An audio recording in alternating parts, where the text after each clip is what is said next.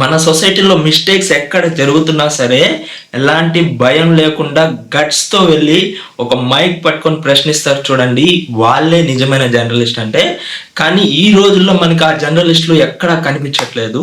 ఎందుకంటే రీసెంట్గా జరిగిన కోవా బన్ ఇన్సిడెంట్ అనేది నా గుండె అయితే కదిలిచ్చేసింది అనమాట. లిటరలీ నేను ఆ వీడియో చూసినప్పుడు అతని ఫేస్లో ఆ బాధని చూసారా, లిటరల్ నాకైతే కళ్ళలో నీళ్లు తిరిగాయి.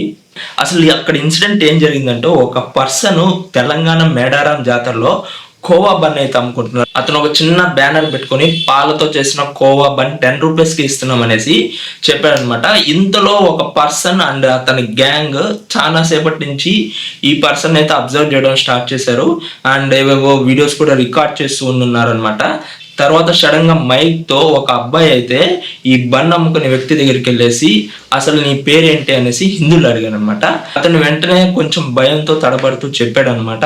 చెప్పంగానే అది సంగతి అనేసి అన్నాడు అనమాట. అసలు ఆ జర్నలిస్ట్ ఎందుకు ఆ మాట అన్నాడంటే, ఆ కోవా బన్ అమ్ముకునే వ్యక్తి ఒక ముస్లిం. అండ్ ఆ జర్నలిస్ట్ అక్కడితో ఆగకుండా తనని విచ్చలవిడిగా ప్రశ్నలు అడగడం స్టార్ట్ చేశాడు అనమాట. ఇది ఫుడ్ జిహాది, ఈ ఫుడ్ లో మీరు ఏదో కలిపేశారు, ఈ ఫుడ్ లో కల్తీ జరిగిందంటూ రకరకాలుగా అతన్ని ప్రశ్నించడం స్టార్ట్ చేశాడు. దీంతో ఆ బన్ అమ్ముకునే వ్యక్తికి అసలు అక్కడ ఏం జరుగుతుందో కూడా అర్థం కాలేదన్నమాట. వెంటనే ఇంకొక సైడ్ నుంచి ఇంకొక అమ్మాయి ఇంకో మైక్ తీసుకుని ఇతని దగ్గరికి వచ్చి, అసలు మీరెందుకు ఇలా చేస్తున్నారు, మీరందరూ ఇట్లాగే చేస్తారా అది ఇది అనేసి అంటూ, మీరు ఇందులో ఉమ్మూసారా, దీంట్లో మీరు హలాల్ చేశారా అది ఇది అంటూ రకరకాలుగా క్వశ్చన్స్ అడగడం స్టార్ట్ చేసింది అనమాట. ఇక్కడ నేను ఒకటే చెప్పాలనుకుంటున్నాను, ఎవరో ఎక్కడో ఒక రిలీజన్ వాళ్ళు ఒకలా చేశారని రిలీజన్ మొత్తం అలాగే చేస్తారని కాదు. అండ్ మిస్టేక్స్ అనేసి అన్ని దగ్గరలో జరుగుతూ ఉంటాయి. అది టోటల్ రిలీజన్ మీద మాత్రం అసలు బ్లేమ్ పడకూడదు. అండ్ మేజర్ గా ఇంకొక పాయింట్ ఏంటంటే, పాకిస్తాన్ మనకి ఎనిమి. మనల్ని అటాక్ చేసిన పాకిస్తాన్ టెర్రరిస్టులు ఆల్మోస్ట్ అందరూ ముస్లిమ్స్ అనమాట. అలానే ఇండియాలో ఉన్న ముస్లిమ్స్ అందరూ టెర్రరిస్టులు అని అనడం కూడా ఎంతవరకు అసలు కరెక్ట్ కాదనమాట. అది చాలా తప్పు. అండ్ ఒక జర్నలిస్ట్ ఒక ఇష్యూ గురించి ఫైట్ చేసినప్పుడు ఆ ఇష్యూ గురించి ఫైట్ చేయాలి, కానీ ఆ ఇష్యూని వదిలేసి అతను రిలీజన్ పట్టుకొని మీరు ఈ రిలీజన్ అందుకని మీరు ఇదంతా చేస్తున్నారు అనేసి అనడం ఎంతవరకు కరెక్ట్ కాదు. ఒక జర్నలిస్ట్ అనే పర్సన్ ఎప్పుడు కూడా న్యూట్రల్ గానే ఉండాలి. ఆ రిలీజన్ కి సపోర్ట్ చేయకూడదు, ఈ రిలీజన్ కి సపోర్ట్ చేయకూడదు. ఒక ప్రాబ్లమ్ ని మీరు ఇనిషియేట్ తీసుకొని సాల్వ్ చేసే క్రమంలో ఎక్కడా కూడా రిలీజన్ ని అవమానించకూడదు. అది రూల్ నెంబర్ 1. అండ్ వీళ్ళు మేజర్ గా చేసిన మిస్టేక్ వచ్చేసి ఇక్కడ ఇదే అనమాట. అండ్ వీళ్ళిద్దరు ప్రశ్నించే టైంలో ఈ సైడ్ కెమెరాస్ తో రికార్డ్ చేస్తున్నారు, ఇంకొక సైడ్ ఆ జర్నలిస్టులు వచ్చి మేము పోలీసులకు కాల్ చేస్తాం అంటున్నారు. అండ్ ఇంకో సైడ్ జనాలందరూ వచ్చేసారు. సో అతనిలో కొంచెం టెన్షన్ అయితే కనిపించింది. వెంటనే అక్కడ ఒక లేడీ వచ్చింది. ఆ లేడీ ఏం చెప్పిందంటే, ఈ కోవా బన్ కేజీ బయట బేకరీలో 400 to 500 ఉంటుంది, అలాంటిది మీరు ఇక్కడ కేవలం 10 రూపాయలకి ఎలా ఇస్తున్నారు అనేసి క్వశ్చన్ చేసింది అనమాట. వెంటనే ఆ బన్ అమ్ముకునే పర్సన్ ఎవరైతే ఉన్నారో, మేడం ఇందులో మిల్క్, షుగర్, అలాగే మేము బొంబాయి రవ్వ కూడా మిక్స్ చేస్తాము, ఇందులో మేజర్ ఇంగ్రీడియంట్ బొంబాయి రవ్వ, తర్వాత మిల్క్, తర్వాత షుగరు, సో దానివల్ల ఇది కాస్ట్ తక్కువ ఉంటుంది అనేసి క్లారిటీ అయితే ఇచ్చాడు. అండ్ ఇంకొక పాయింట్ అతను మేజర్ గా హైలైట్ చేసింది ఏంటంటే, ఈ కోవాని నేను తయారు చేయలేదు, అలాగే ఈ బన్ను నేను తయారు చేయలేదు, మేము జస్ట్ కూలికి వచ్చాము, మా పైన ఒక ఓనర్ ఉన్నారు, ఆయన దగ్గర మేము ఈ సరుకు అంతా తీసుకొని వచ్చి మేము ఇక్కడ జాతరలో అమ్ముకొని ఆ డబ్బుల్ని తీసుకెళ్లి మా ఓనర్కి ఇస్తే ఆయన మాకు కూలి ఇస్తారు, దాంతోనే మేము ఆ జీవన విధానం మేము సాగిస్తూ ఉన్నాం అనేసి చాలా క్లియర్ గా అయితే చెప్పాడు. ఇప్పుడు మీరు ఫుడ్ అడల్టరేషన్ జరిగింది, దాంట్లో కల్తీ జరిగిందంటే దానికి ఒక ప్రాసెస్ ఉంటుందండి. మీరు దాన్ని క్లియర్ గా దానికి ప్రూఫ్స్ అని తీసుకొని కోర్టుకి వెళ్ళి కేసు వేయడం కానీ, లేకపోతే పోలీసులకి ఇన్ఫార్మ్ చేసి అక్కడి నుంచి సాల్వ్ చేయొచ్చు. అండ్ ఇతను చెప్తుంది ఏంటంటే, ఇతని పైన ఒక ఓనర్ ఉన్నారు అంటున్నారు కాబట్టి మీరు అతన్ని పట్టుకోవాలి. అండ్ ఇక్కడ వీళ్ళు ఇంకొక మేజర్ ఇష్యూ చేసింది ఏంటంటే, మీ ఆధార్ కార్డ్ చూపించండి అని పదే అతన్ని ఇసిగిచ్చారనమాట. ఆధార్ కార్డు అవసరం ఏముంది, అసలు మీరేమన్నా ఫుడ్ ఇన్స్పెక్టరా మీకు ఆధార్ కార్డు అని చూపించడానికి? మీరు ఒక జర్నలిస్ట్, దానికి ఒక ప్రాసెస్ ఉంటుంది, మీరు ఏది చేసినా త్రూ పోలీస్ ద్వారానే వెళ్ళాలన్నమాట. మీరు వచ్చి ఇలా జనాల్ని దబాయించడానికి లేదు. అండ్ మీరు ఏదైతే ప్రాసెస్ ఇక్కడ ఫాలో అయ్యారో రిలీజన్ అవమానిస్తూ, అది టోటల్లీ రాంగ్ అనమాట. అండ్ ఇక్కడ ఇంకొక పాయింట్ ఏంటంటే, చుట్టూ వచ్చిన జనాలు అడుగుతున్నారు అనమాట, అసలు ఏం జరిగిందంటే, ఆ కోవా బన్ అతనికి వీళ్ళు సపోర్ట్ చేయబోతుంటే మీకు అసలు ఏం తెలియదు, నా దగ్గర ప్రూఫ్స్ ఉన్నాయి అనేసి ఒక వీడియో చూపిస్తున్నారు. అండ్ ఆ వీడియో చూపిస్తూ చుట్టూ చూడండి దోమలు, ఈగలు ఎట్లున్నాయి, ఎంత సరౌండింగ్ ఎంత బాగాలేదు అదంతా చెప్తున్నాయి. ఇప్పుడు నాకు ఒక పాయింట్ ఉందండి, ఇక్కడ జరిగేది మేడారం జాతరలో, అది ఒక ఓపెన్ ప్లేస్, అక్కడ ఈగలు దోమలు వస్తుంటాయి. మీరు అది వాళ్ళని అవేర్ చేయాలండి, వాళ్ళని ఎడ్యుకేట్ చేయాలి. అండ్ దానికోసం జాతర అఫీషియల్స్ ఎవరైతే ఉంటారో వాళ్ళతో మాట్లాడి వీళ్ళకి ఒక క్లోజ్ సెటప్ టైప్ ఈ చిన్న వ్యాపారస్తులు అందరికీ వీళ్ళు అందించగలిగితే అది మేజర్ సక్సెస్ కదా.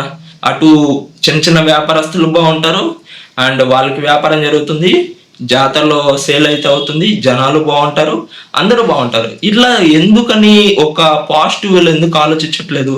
మీరు ఇక్కడ బన్ అమ్ముకునే వ్యక్తిని ఇంత ప్రశ్నిస్తున్నారు కదా, చాలా చాలా పెద్ద పెద్ద హోటల్స్, రెస్టారెంట్స్ లో చాలా వరకు స్టాక్ మీట్ కానీ స్టాక్ ఫుడ్ కానీ ఉంటుంది.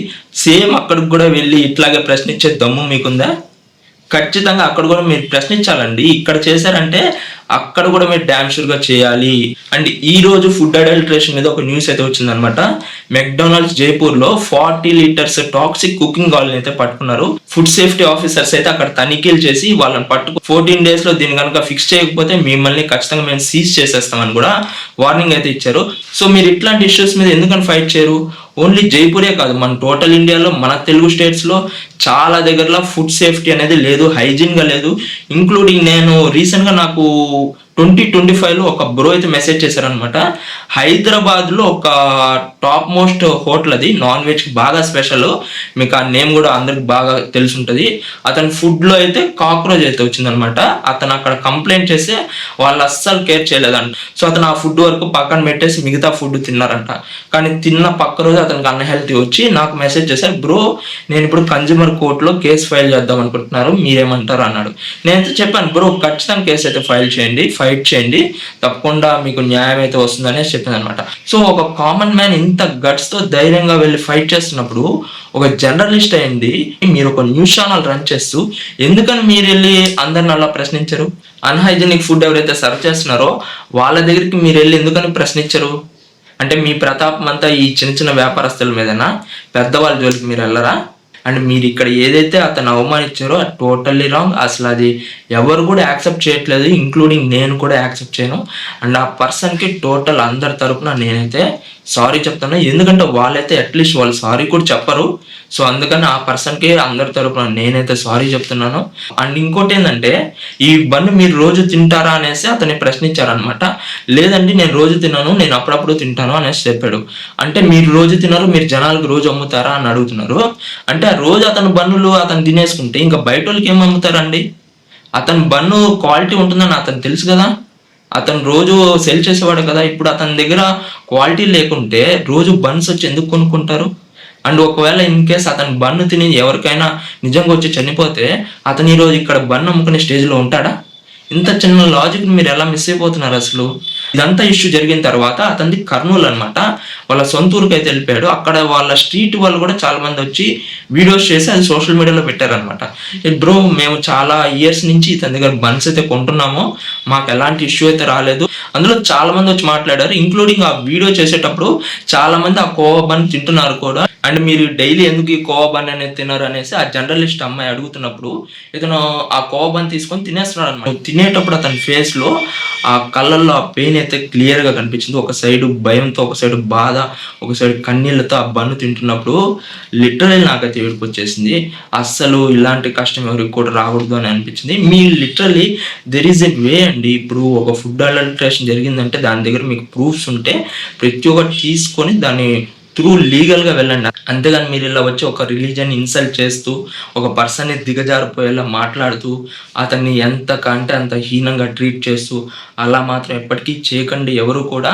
నేను ఫైనల్లీ ఒక పాయింట్ చెప్పాలనుకుంది ఏంటంటే, ప్రతి ఒక్క జాబ్ని కూడా రెస్పెక్ట్ చేయండి. అది ఒక సాఫ్ట్వేర్ ఇంజనీర్ అయినా, నాలాంటి ఒక మీమర్ అయినా, నాలాంటి ఒక కంటెంట్ క్రియేటర్ అయినా, ఒక స్వీపర్ అయినా, ఒక శానిటేషన్ వర్కర్ అయినా, ఒక డెలివరీ బాయ్ అయినా, ఎవరినైనా కూడా ఈక్వల్గా రెస్పెక్ట్ చేయండి. ఎందుకంటే వాళ్ళు ఏం దొంగతనాలు చేయట్లేదు, మోసాలు చేయట్లేదు, కష్టపడి ఒళ్ళొంచి పని చేస్తున్నారు అనమాట. సో పని చేసే ప్రతి ఒక్కరికి కూడా రెస్పెక్ట్ ఇవ్వండి. ఇది నా humble request. And last but not least, ప్రతి ఒక్క రిలీజియన్లో బ్యాడ్ పీపుల్ ఉంటారు, అలాగే గుడ్ పీపుల్ కూడా చాలా మంది అయితే ఉంటారు. ఈ బ్యాడ్ పీపుల్ కొంతమంది ఎవరైతే మిస్టేక్స్ చేస్తుంటారో దాన్ని అంతా పరిగణలో తీసుకొని టోటల్ రిలీజన్ మీద అయితే బ్లేమ్ మాత్రం అస్సలు వేయకండి. అది చాలా తప్పు. ఏ పర్సన్ని కూడా క్యాస్ట్ కానీ, రిలీజన్ కానీ, కలర్ కానీ, ఇంకే పరంగా కూడా డిస్క్రిమినేట్ చేసి మాత్రం చూడకండి. అది చాలా తప్పు. ఎవరికైనా కూడా రెస్పెక్ట్ ఇచ్చి మాట్లాడండి. సో అదే నేను కోరుకుంటున్నాను. అండ్ ఈ వీడియోలో నేను మాట్లాడింది కనుక కరెక్ట్ అనిపిస్తే ఖచ్చితంగా వీడియోని లైక్ చేయండి గాయస్. అలాగే మీ ఒపీనియన్ కూడా ప్రతి ఒక్కరు కమెంట్ అయితే చేయండి. See in the next video guys. Thank you and Jai Hind.